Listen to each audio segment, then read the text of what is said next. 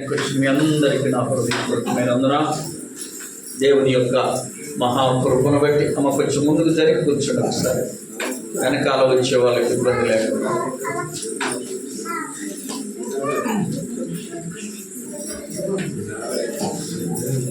మా ఇటువంటి స్త్రీలు అటు సైడ్ ఖాళీ ఉంది, నా వైపు అటు నుంచి ఆగమందరు ఉంటాడు.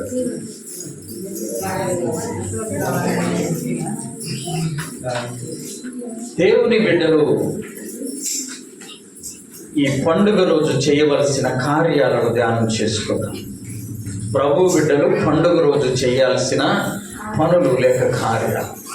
చాలామందిని పండుగ వస్తుందంటే అన్ని విషయాల్లో సిద్ధపడతాం, అన్ని విషయాల్లో రెడీ అవుతాం, అన్ని విషయాల్లో మనకు మనమే ప్రశ్నించుకుని వాటికి జవాబు పొందుకుంటాం. మంచిదే. ఆత్మ సంబంధంగా కూడా మనల్ని మనము సిద్ధపరచుకొని ఈ క్రిస్మస్ అనేటువంటి పండుగ భూమి మీద ఉన్న ప్రతి దేశంలో జరుపుకునేటువంటి పండుగ. అంటే కొన్ని దేశాల్లో కొన్ని పండుగల పేర్లు తెలియదు. ఇప్పుడు ఉగాది అనే పండుగ తెలుగు వాళ్ళకు మాత్రమే తెలుసు, కానీ తెలుగు రాని వాళ్ళకి ఎవరికీ తెలియదు. కానీ క్రిస్మస్ అనేటువంటి పండుగ ప్రపంచంలో ఉన్న అన్ని దేశాల వారికి తెలుసు. అన్ని దేశాల వారు ఈ పండుగను చేస్తారు. కాబట్టి సర్వలోక సృష్టికర్త యేసుక్రీస్తు ప్రభువారని బహుధైర్యంగా మనం చెప్పగలం. కొన్ని ప్రాంతాలకు వెళితే కొన్ని పేర్లు తెలియదు, కొన్ని దేవుళ్ళ పేర్లు తెలియదు, కానీ యేసుక్రీస్తు ప్రభు పేరు అన్ని దేశాల వారికి తెలుసు. అది మనం ఎంతో ధన్యులమనే మాటను జ్ఞాపకం చేసుకోవాలి. అట్టి దేవుణ్ణి మనం ఆరాధిస్తున్నాం. సర్వలోకానికి దేవుడు అయిన, సర్వ సృష్టికర్త అయిన అట్టి దేవుణ్ణి మనం జ్ఞాపకం చేసుకుంటూ ఈ క్రిస్మస్ పండుగ యొక్క ప్రాముఖ్యత ప్రతి దేశం వాళ్ళకు కూడా తెలుసు. అందుకనే మరి మిగతా బాగా అభివృద్ధి చెందిన దేశాల్లో కూడా క్రిస్టమస్కు పెట్టినటువంటి ఖర్చు, ఈ క్రిస్మస్ పండుగ చేసేటువంటి విధానము మరి చాలా ఎక్కువగా ఉంటుంది. కాబట్టి మనం కూడా దాదాపుగా చాలామంది క్రిస్మస్ అంటే చాలా ప్రాముఖ్యమైన పండుగగానే చెప్పుకుంటాం, జరిపించుకుంటాం. మంచిదే. అయితే ఈ పండుగ రోజు చేయవలసిన పనులు కొన్ని ఉన్నాయి. దేవుని పిల్లలు క్రిస్మస్ రోజు చేయవలసిన కార్యాలు మనం ధ్యానం చేసుకుందాం. చూడండి, మొట్టమొదటిగా దేవుని యొక్క బిడ్డలమైన మనము ఈ క్రిస్మస్ రోజు చేయవలసినటువంటి మొట్టమొదటి కార్యం మందిరానికి సకాలంలో వెళ్ళాలి. ఆమె దేవుని మందిరానికి రావాలి. మందిరానికి రాకుండా నువ్వు ఎంత పండుగ చేసినా దాని వలన ప్రయోజనము ఉండదు. ఈ మందిరానికి వచ్చే దానిలో కొన్ని చిన్న చిన్న పొరపాట్లు ఏంటంటే సకాలంలో రాదు, అది మంచిది కాదు. ఎందుకంటే మరలా నీవు రేపు ఉదయము 10కి ఇక్కడ ప్రార్థనకు వద్దామంటే ఇక్కడ ఎవరు ఉండరు కదా. ఇది ఒక తరుణం, మంచి తరుణం. మందిరానికి రావాలి. మందిరము ప్రతి ప్రార్థనలో నువ్వు అడుగు పెట్టవలసిన స్థలము. చప్పట్లు కొట్టి పండుగ రోజు ప్రభు బిడ్డలు అడుగు పెట్టవలసిన స్థలం దేవుని మందిరం. మందిరం లేకపోతే అది అసంపూర్తి జీవితం. చూడండి, దేవుని యొక్క మందిరం గురించి పరిశుద్ధ గ్రంథమైన బైబిల్లో అనేక మార్లు చెప్పబడింది. 65వ కీర్తన 4వ చరణం చదవండి. కీర్తనలు 65 4వ చరణం. నీ ఆవరణములలో నివసించున్నట్లు నీవు ఏర్పరచుకొని చేర్చుకునివాడు ధన్యుడు. నీ పరిశుద్ధాలయము చేత, నీ మందిరములోని మేలు చేత ఏమవుతుంది? మనకి తృప్తి. మందిరానికి వెళితే మందిరములో అడుగు పెడితే తృప్తి. ఈ మందిరములో మేలుంది. ఆమె ఏముంది? బైబిల్లో మేలు అనే మాట చాలా మంచి విషయాలకు రాయబడ్డాయి. భార్య దొరికిన వానికి మేలు దొరికిన ఉంది బైబిల్. ఏముంది? భార్య దొరికిన వానికి ఒకడు అన్నాడంటే మేలు కదా నాకు తేలు దొరికిందయ్యా అన్నాడు. ఏం చేద్దాం, కొంతమందికి తేలులాగా ఉంటుంది. ఆలోచించండి, మందిరములో మేలుంది, ఆ మేలుతో దేవుడు మనలని తృప్తిపరుస్తాడు. కాబట్టి మందిరానికి ప్రతి పండగకు ఆలస్యం వస్తా, అది మంచిది కాదు. దయచేసి మార్పు చెందుదా, ఎక్కడికి మార్పు చెందాలి. మనం అన్ని విషయాల్లో మారుతున్నాం కదండి. మేము చిన్నపిల్లలప్పుడు బిల్డింగులు లేవు, అందరికీ పూర్లు లేవు, ఎవరిదో అక్కడది ఒక మిద్దె ఉండేది.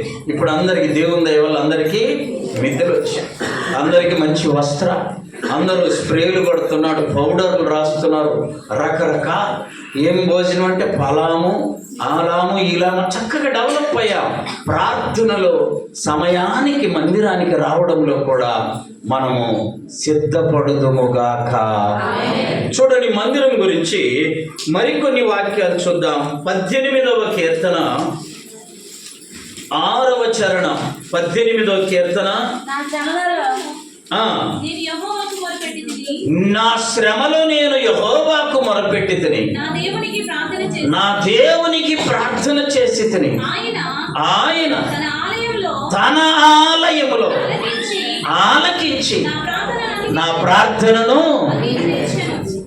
ఇది దేవుడు ఆలకించే స్థలం. ఇది మన ప్రార్థన దేవుడు ఆలకించే స్థలం. ఏది? దేవుని మందిరం. ఈ మందిరములోనే దేవుడు మన ప్రార్థన అయ్యా మా ఇంటికాడ చేసుకుంటామయ్యా, ఆలకించడా అని నువ్వు ప్రశ్నించమాక. ఈ మందిరం దేవుడు ఏర్పరిచింది. చూడండి, దినవృత్తాంతములు 2వ గ్రంథం 15-16, 7వ అధ్యాయం 15-16 వచ్చిన 2వ దినవృత్తాంతములు 7, 15, 16.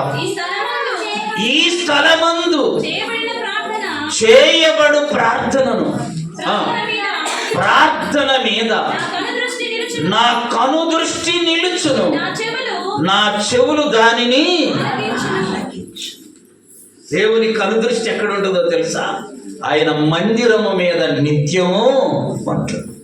ఆయన చెవులతో ఇక్కడ చేసిన ప్రార్థన ఏం చేస్తాడంట? ఆలకిస్తాడు. నా చెవులతో దానిని ఆలకిస్తాడు. ఒకడు భయంకరమైన ఇబ్బందులు ఉండి అడవిలో చేస్తాడు, వినడని కాదు. ఇది ఆయన సిద్ధపరిచే 16వ వచనం అక్కడే ఉంది, చదవండి. నా పేరు ఈ మందిరమునకు నిత్యము ఉండునట్లు నేను దానిని కోరుకొని. దేవుడు ఏం చేశాడు? దీన్ని దేవుడు కోరుకున్న స్థలం ఇది. ఆమేన్. మనుషులు కోరుకుంటే జరగదు. దేవుడు కోరుకున్న స్థలం ఇది. దేవుడు పరిశుద్ధపరిచిన స్థలం ఇది. ఈ స్థలానికి ఆలస్యంగా రాకూడదు. ఎంత ముందు వస్తే అంత మంచిది. ఒక సంఘంలో ఒక సహోదరి చాలా అందరికంటే పేదరాలు అయ్యేసరికి అందరూ ఆమెను అల్లది ఊడుపో, ఇది ఎత్తుపో, ఈ శుభ్రం చేయకపోవడం. డబ్బులు ఉన్న వాళ్ళు అట్లా అంటారా? పేద ఆమె కదా, అందరూ కష్టపడుచుకో, ఆ చేపలన్నీ తీయిపో, అవి చేయిపో, అందరూ ఏమని చెప్తుంటారు. ఆమె ఏం చేసేది తెలుసా? అందరికంటే ముందు మందిరానికి వచ్చేది. ఆమె అందరికంటే ముందు వచ్చి వాళ్ళ చేత ఎందుకు చెప్పించుకోవాలని అన్ని ఊడ్చి చేపలేసి అంత సిద్ధపరిచి అందరూ వచ్చిన తర్వాత వెళ్ళి స్నానం చేసి వచ్చి. ఒకరోజు ఆ సేవకుడితో దేవుడు చెప్పాడట, ఈ మందిరములో నేను మొదట కలుసుకునేది ఎవరినో తెలుసా అని సేవకుడిని అడిగితే, సేవకుడు అనుకున్నాడు నేనే కదా అని అనుకున్నాడు. దేవుడు చెప్పాడట, నీకంటే ముందు ఒక ఆమె వస్తుంది, ఆమెను నేను మొట్టమొదట కలుసుకుంటా. ఎందుకు నీవు ముందుగా వచ్చి దేవుణ్ణి ఎందుకు ముందుగా కలుసుకోకూడదు? ముందుగా వచ్చి దేవుణ్ణి ముందుగా కలుసుకొని ఆశీర్వాదాలు ముందుగానే పొందుకోవాలి. సహజంగా లోకములో ఒక సూక్తి ఉంది, ఏంటది? భోజనానికి ముందు గొడవకు వెనక. భోజనాల కంటే ముందు వస్తాం. ఆలోచించు, ఈ మందిరానికి వచ్చేటప్పుడు ముందు రావడం నేర్చుకోవాలి. ఆమె దేవుడు నిన్ను ముందుగానే ఆశీర్వదిస్తాడు. ఇది శ్రేష్టమైనటువంటి మర్మం. తెలుసుకున్నాం. చూడండి, ఇంకొక వాక్యంలో వ్రాయబడింది. సమూయేలు 2వ గ్రంథం 22వ అధ్యాయం 7వ వచనం.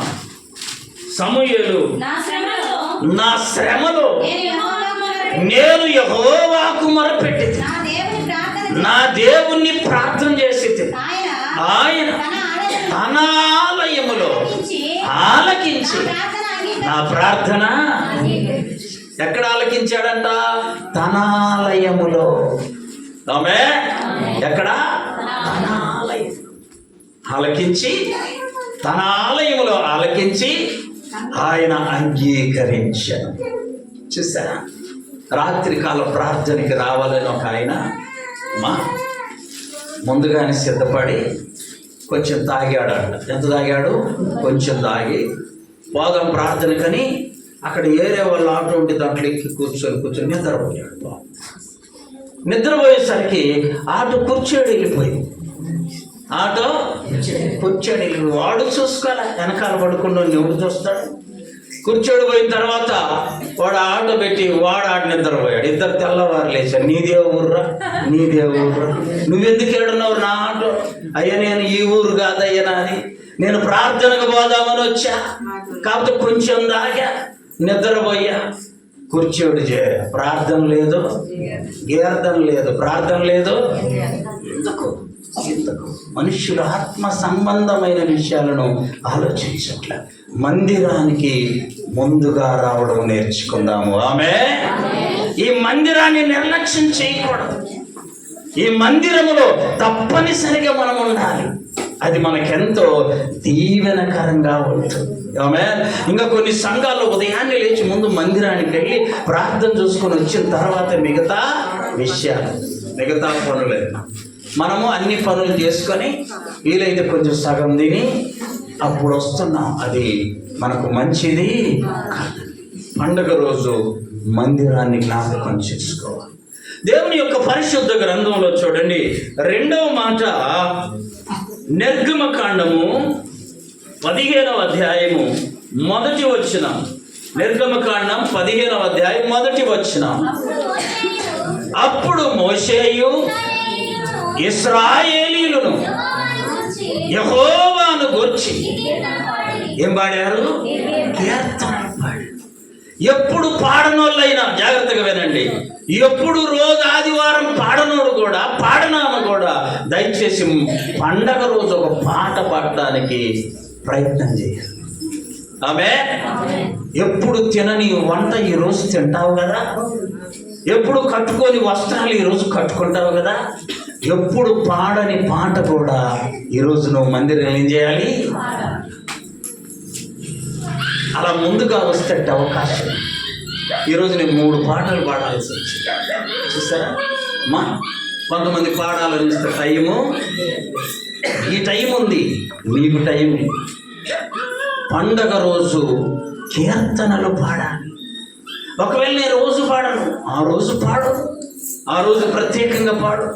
ఆ రోజు పాటల ద్వారా పండగ రోజు ప్రభువును మహిమపరచాలి. పాటలకి దేవుని వాక్యములో చాలా గొప్ప ధన్యత. అపోస్తుల కార్యముల గ్రంథం చూడండి, అపోస్తుల కార్యముల గ్రంథం 16వ అధ్యాయం 25వ వచనం. అయితే మధ్యరాత్రి వేళ పౌలును శీలయు దేవునికి ప్రార్థించుచు ఏం చేస్తున్నారు? పాటలు పాడుతాం. ఎప్పుడమ్మా? మనం అసలు రా ప్రార్థన మధ్యరాత్రి, ఆయన పని లేక పెట్టాడే మేమేడయ్యా. పౌలు శీలలు మధ్యరాత్రి వేళ పాటలు పాడి ప్రార్థన చేస్తాం. నా ఆత్మీయ జీవితంలో దేవుడు నీకు ఇచ్చిన గొంతుతోనే పాటలు పాడి ప్రభువును మహిమపరచాలి. కనీసం పండగ రోజు. చూసారా, కొన్నిసార్లు ఏం చేస్తాం? పండగ రోజన్న రారా గుడి కట్ట, పండగ రోజన్న దానం చేయమంట, పండగ రోజన్న కాస్త ఎక్కువ తినమంట కదా, పండగ రోజన్న పాట పాడాలి. పండగ రోజైనా కనీసం నువ్వు పాట ద్వారా ప్రభువును మహిమపరచాలి. పాటలకు చాలా విశిష్టత ఉందండి. చూడండి, యెషయా గ్రంథం 6వ అధ్యాయము, యెషయా గ్రంథం 6వ అధ్యాయము 3వ వచనం, వారు ఎక్కడున్నావు తల్లి? నేను నిన్ను ఇక్కడ చూస్తున్నాను. ఎక్కడున్నావు? అక్కడ కూర్చున్నావా? వారు సైన్యములకు అధిపతియగు యెహోవా పరిశుద్ధుడు పరిశుద్ధుడు పరిశుద్ధుడని సర్వలోకం ఆయన మహిమతో నిండి ఉన్నదని గొప్ప స్వరముతో గాన ప్రతిగానాలు చేస్తున్నారు. పరలోకంలో కూడా దేవునికి ఇష్టమైంది ఏందో తెలుసా? పాట పాడి ప్రభువును స్తుతించడం, ప్రభువును మహిమపరచడం. పాటలు మన ఆత్మీయ జీవితానికి బలమనిస్తాయి. పాటలు పాడి ప్రభువును మహిమపరిచేటువంటి వారముగా ప్రభువుల ముందుకు కొనసాగాలి. ఆమేన్. పాట పాడటం ప్రభు బిడ్డలకి ఇష్టంగా ఉంది. ఆ పాట ఒకవేళ నీ స్వరం బాగుండదని అనుకోమాక, ప్రభువుకు స్వరం కాదు ముఖ్యం, నీ హృదయం. చప్పట్లు కొట్టి ప్రభువును మహిమపరచు. ప్రభు బిడ్డలకి ఇది ఒక ఆశ కలిగి ఉండాలి. పాటల ద్వారా ప్రభువును మహిమపరచాలన్న ఆశ ఉండాలి. పౌలు శీలలు అతి కార్యాన్ని చేస్తూ ఉన్నారు. ఇంకా చూడండి, పరిశుద్ధ గ్రంథంలో సమూయేలు 2వ గ్రంథం 22వ అధ్యాయం 1వ వచనం, యెహోవా తనను సౌలు చేతిలో నుండి, తన శత్రువులందరి చేతిలో నుండి తప్పించిన దినమున దావీదు ఈ పాట పాడాడు. చూసారా? ఆపద తప్పిపోయింది, శత్రువుల చేతిలో నుండి దేవుడు తప్పించాడు. అందుకొరకు దావీదంట ఏం చేశాడు? పాటలు. మనకెన్ని ప్రమాదాలు అమ్మా, ఎన్ని ప్రమాదాలు. కాయనంట సైకిల్ అలా పెట్టుకొని వాక్యం వింటా ఉన్నాడు మీటింగ్. ఆ సైకిల్ ఇట్లా పెట్టుకొని చెయ్యి పెట్టుకొని వింటున్నాడు. సైకిల్ అక్కడ కింద పడ్డాడు. ఆ సైకిల్ కింద పడి దాని మీద పడి ఇక్కడ ఏదో కూర్చుకుందంటే అంటే చచ్చిపోయాడు. ఎన్నిసార్లు పడి ఉంటాం మనం సైకిల్ కదా. అర్థమైందా? ఎన్ని ప్రయాణాలు చేస్తుంటాం. దేవుడు వాటన్నిటి నుండి మనల్ని ఏం చేశాడు? కాపాడాడు కదా. మన ప్రాణాన్ని కాపాడాడు కదా. మన గుండె ఇంకా కొట్టుకునేలా మనల్ని నిలవబెట్టాడు కదా. ఆ దేవునికి నువ్వు పాటల ద్వారా స్తుతులు చెల్లించకపోతే ఎట్లా? దావీదు అంటున్నాడు, తనను సౌలు చేతిలో నుండి, తన శత్రువుల చేతులందరిలో నుండి రక్షించాడని దావీదంట పాటల ద్వారా దేవుణ్ణి స్తుతిస్తాడు. మందిరం ఉండాలి, రెండవది పాటలు ఉండాలి. ప్రభు బిడ్డలు పండగ రోజు పాటలు ఉండాలి. పాటల ద్వారా ప్రభువును మహిమపరచాలి. అది దేవుని బిడ్డలమైన మనము చెయ్యవలసిన కార్యం. చూడండి, మరొక వాక్యం దినవృత్తాంతములు 1వ గ్రంథం 16వ అధ్యాయం 9వ వచనం, ఆయనను గూర్చి పాడుడి, ఆయనను కీర్తించుడి, ఆయన అద్భుత క్రియలన్నిటినీ గూర్చి సంభాషణ చేయండి. ఆయన గురించి పాడాలి, ఆయన గురించి మహిమపరచాలి, ఆయనను గురించి కొనియాడాలి. ఆయన కొరకు నీ స్వరం ఎత్తి స్తుతించు. ప్రభు నిన్ను అత్యధికముగా ఆశీర్వదించునుగాక. చూడండి, ఎఫెసీయులకు రాసిన పత్రిక 5వ అధ్యాయము 19వ వచనం.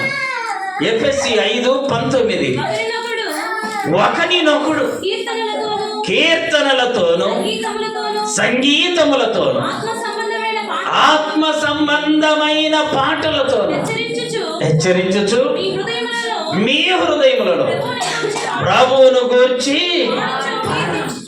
పాడాలి. ఒకరినొకడు హెచ్చరించుకోవాలి. ఒకరినొకడు పాటల ద్వారా ప్రేమను తెలియపరచుకోవాలి. పాటల ద్వారా ఒకరినొకడు హెచ్చరించుకొని బలపరచుకొని సంగీతములతో ప్రభువును స్తుతించేవారముగా ఉండాలి. అది దేవునికి ఎంతో ఇష్టం. 3వ కార్యం చూడండి, దేవుని బిడ్డలు పండుగ రోజు చేయవలసిన 3వ కార్యం రోమీయులకు రాసిన పత్రిక 10వ అధ్యాయం 16-17 వచనం. అయినను అందరూ సువార్తకు లోబడలేదు. ప్రభువా, మేము తెలియజేసిన సమాచారమును ఎవడు నమ్మెను అని యెషయా యెషయా ప్రవక్త అంటున్నాడు.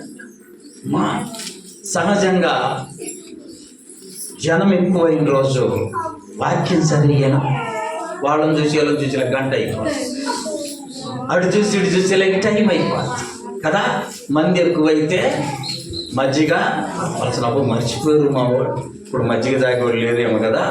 మంది ఎక్కువైతే మజ్జిగ పలస. పండగ రోజు శ్రద్ధగా వాక్యం చాలా మంది వినరు, కానీ వినవలసింది ఆ రోజే. ఆమె యెషయా ప్రవక్త అంటున్నాడు, ప్రభువా మేము ప్రకటించిన వర్తమానం ఎవరిన్నారు? ఏ వాక్యం చెప్పాము? ఏ వాక్యం విన్నారు? జాగ్రత్త కలిగి ఉండాలి, వాక్యాన్ని జాగ్రత్తగా వినాలి.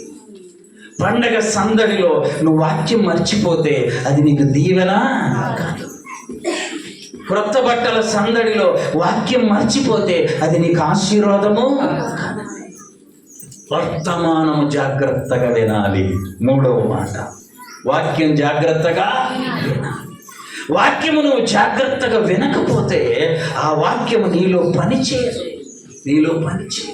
అందుకని యేసు ప్రభువు అనేక మార్లు వాక్యం చెప్పి చివర అనేవాడు, చెవులున్నవాడు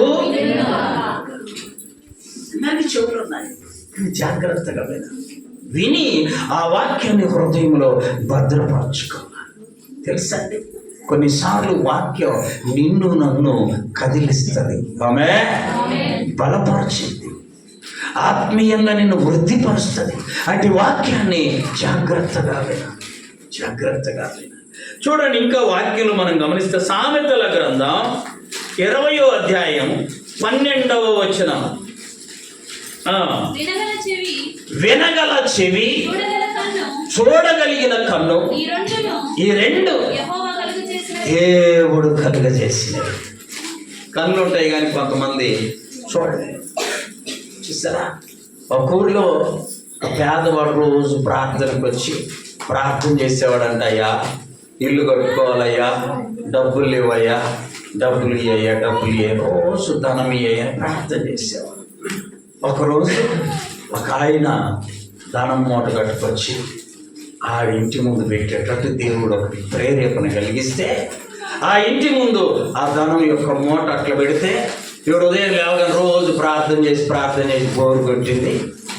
ఏం దేవుడు అనుకొని మనుషులు అనుకుంటూ లేచి అసలు కళ్ళు మూసుకొని నడితే అట్టుంటుందో చూద్దామని ఆ మూట కాడ నుంచి నడుచుకుంటూ పోయాడంట కళ్ళు మూసుకొని.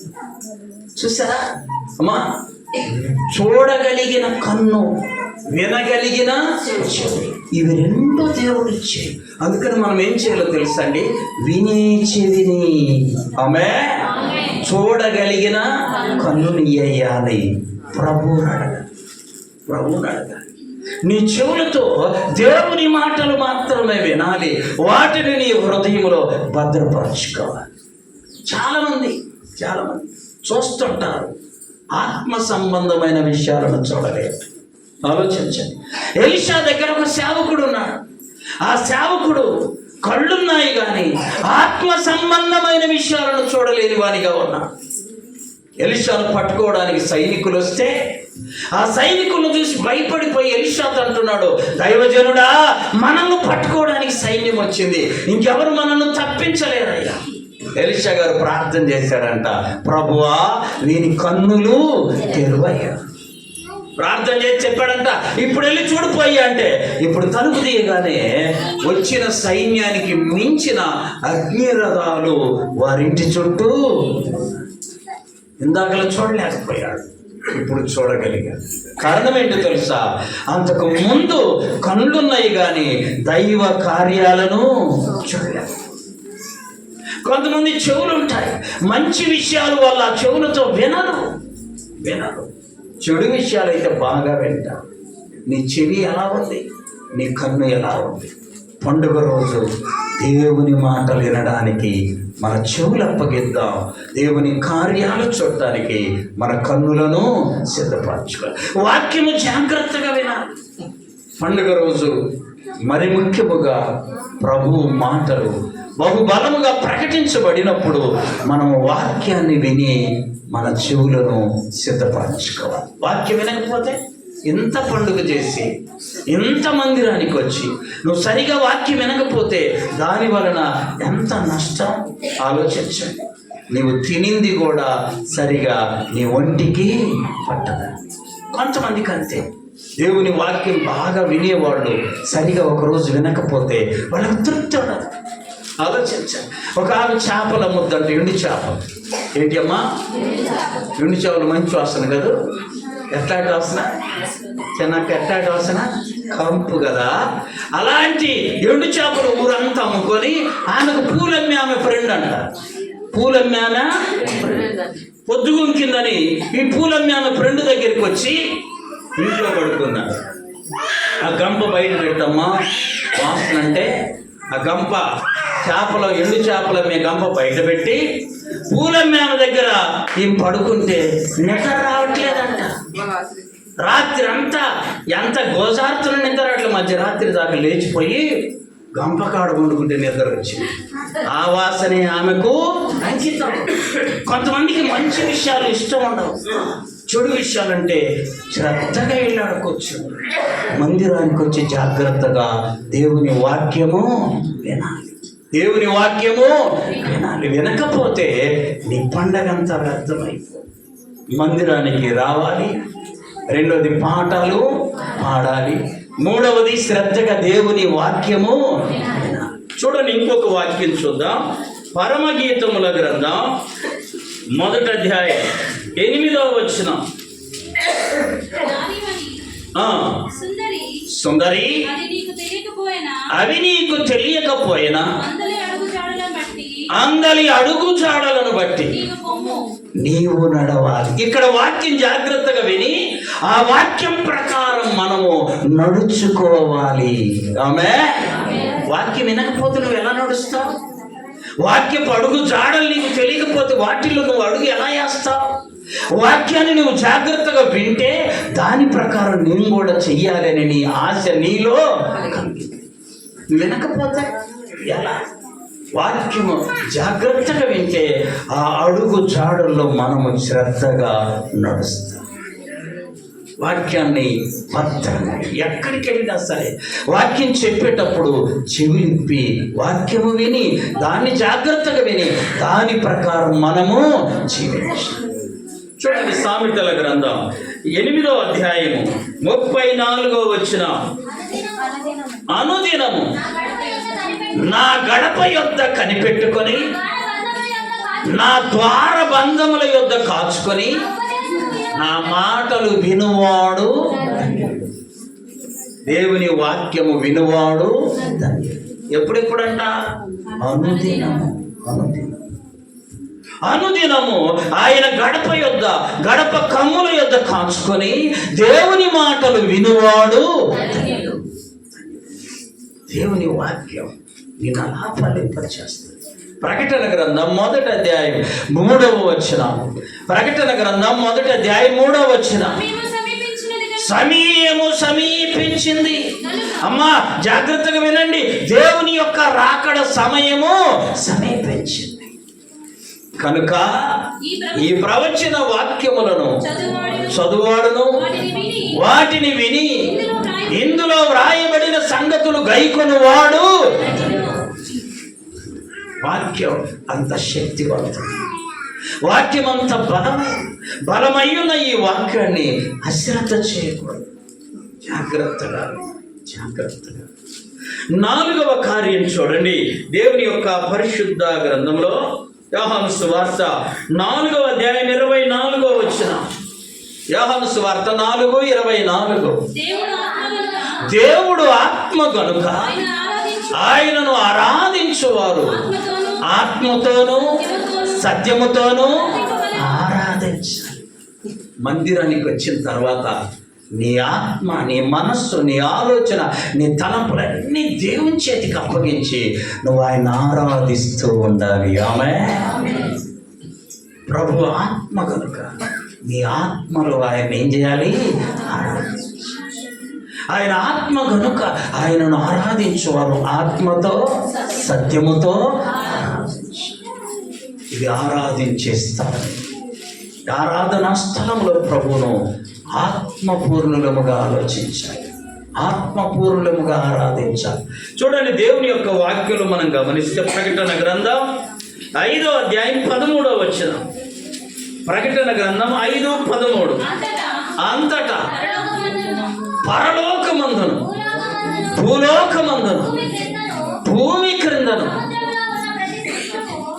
సముద్రములో ఉన్న ప్రతి సృష్టము అనగా వాటిలోనున్న సర్వము సింహాసనాసీనుడైన ఉన్నవానికి గొర్రె పిల్లకు స్తోత్రములు ఘనతయు మహిమయు.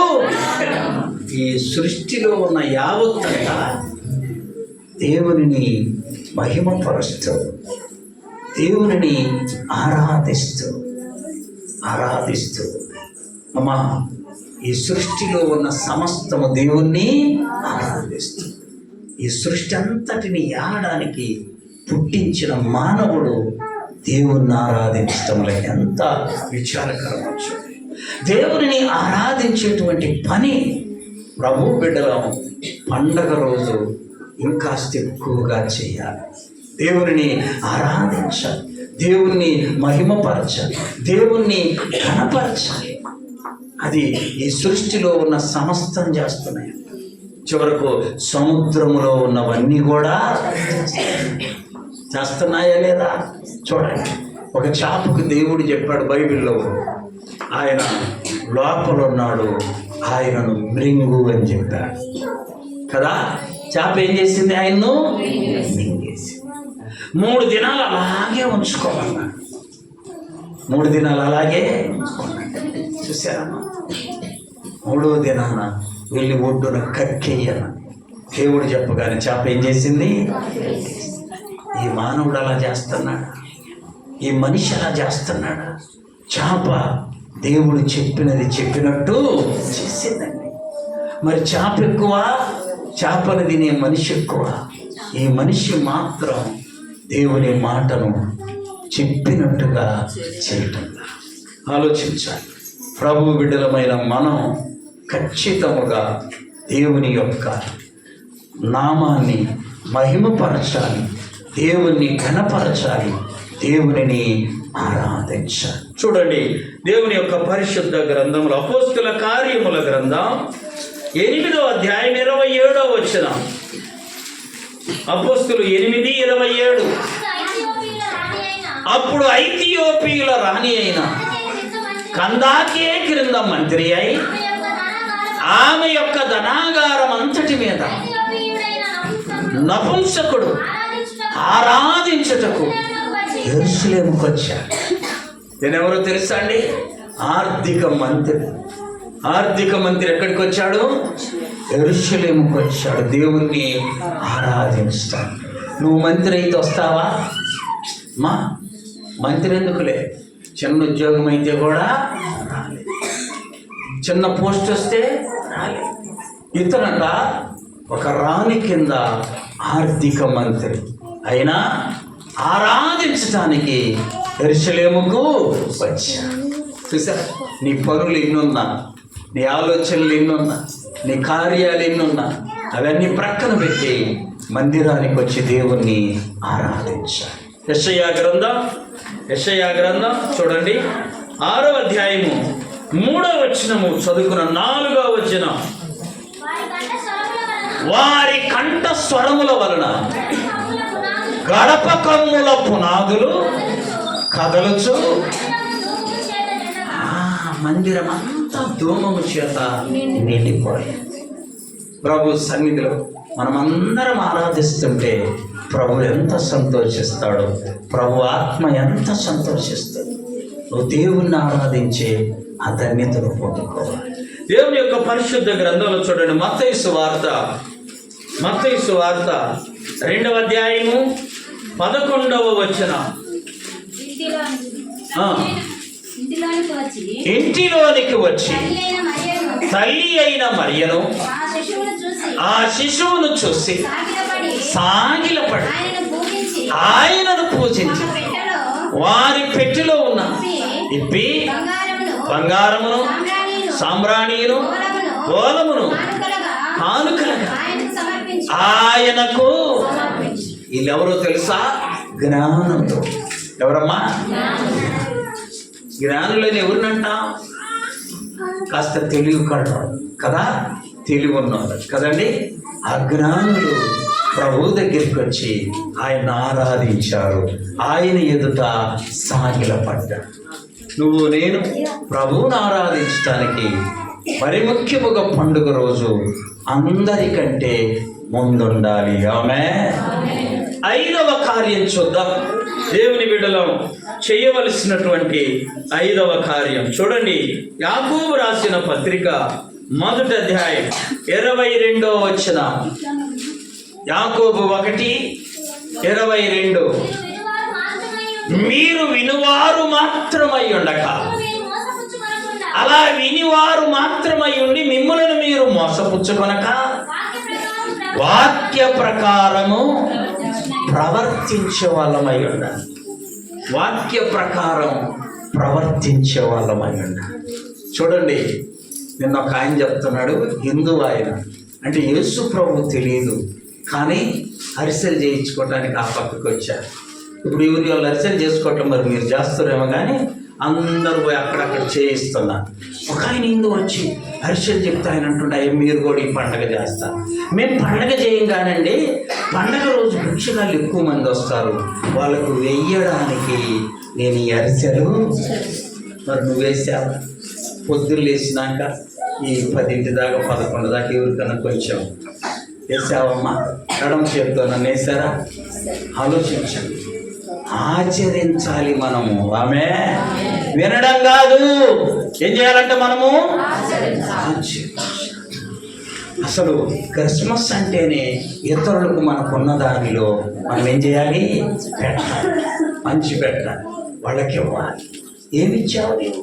ప్రభు సమస్తం వదులుకొని మన కొరకు రిక్తుడై ఈ లోకానికి వస్తే మరి నీవు నేను ప్రభు పేరట మనకున్న దానిలో ఇతరులకు చేయి చాచాలి.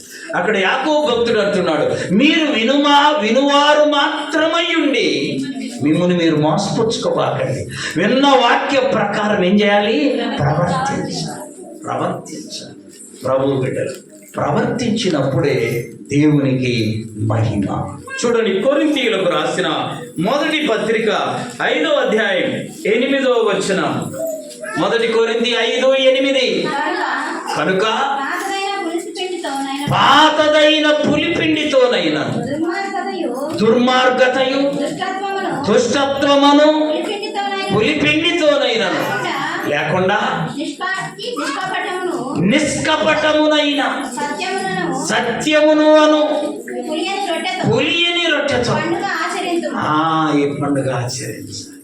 అంటే పులిసిన పిండి అని అంటే అర్థం దుష్టత్వం, లేక దుర్మార్గత, లేక చెడు.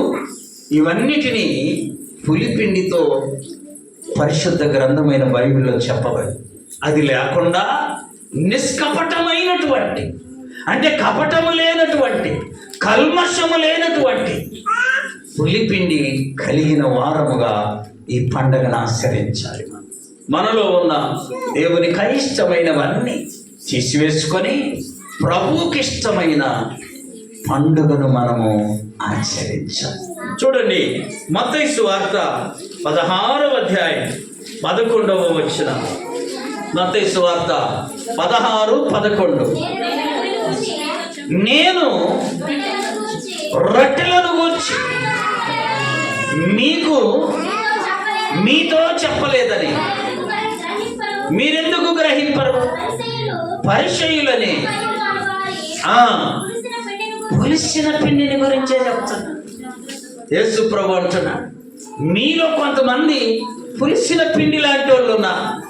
అంటే పులిసేది ఎప్పుడు పిండమ్మ? ఒక రోజు గడిస్తే కదా. అలాగే నీలో కూడా పాత లక్షణాలు, పాత తలంపులు, పాత ఆలోచనలు ఏవైనా ఉంటే అవి దేవునికి ఇష్టం కాదు.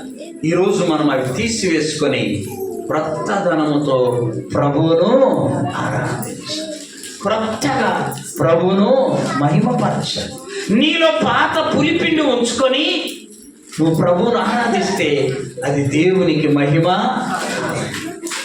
ప్రభు కృపను బట్టి కొంతమంది ఈ పండుగ రోజుల్లో తీర్మానం చేసుకుంటారు, పండుగ రోజు నుంచి పరిశుద్ధంగా ఉందాం. మంచిదే. అంతకు ముందున్న పులిపిండిని వాళ్ళు ఏమనుకుంటారు? తీసివేసుకోవాలి. ప్రభువుకి ఇష్టమైన రీతిలో జీవించాలనుకుంటారు. మంచిదే. అలా చేయగలిగితే దేవునికి ఎంతో సంతోషం. మార్పు చెందిన బిడ్డంటే దేవునికి ఎంతో సంతోషం. చూడండి, లూకాసు వార్త 15వ అధ్యాయంలో మాట చెప్పబడింది. లూకాసు వార్త 15వ అధ్యాయము